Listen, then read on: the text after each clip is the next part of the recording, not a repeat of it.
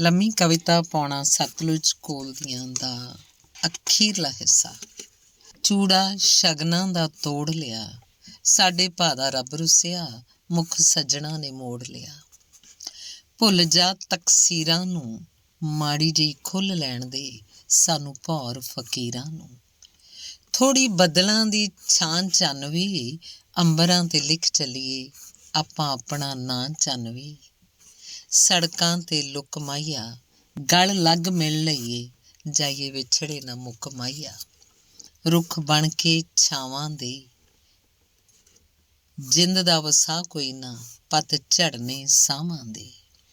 ਸੁਣ ਬੋਲ ਅਖੀਰਾਂ ਦੇ, ਨਿਭਣੇ ਸਮਿਆਂ ਸੰਗ ਇੱਕ ਕੌਲ ਫਕੀਰਾਂ ਦੇ।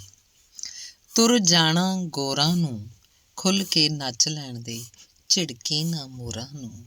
ਖੁੱਲ੍ਹ ਕੇ ਨੱਚ ਲੈਣ ਦੇ, ਝਿੜਕੀ ਨਾ ਮੋਰਾਂ ਨੂੰ। ਧੰਨਵਾਦ।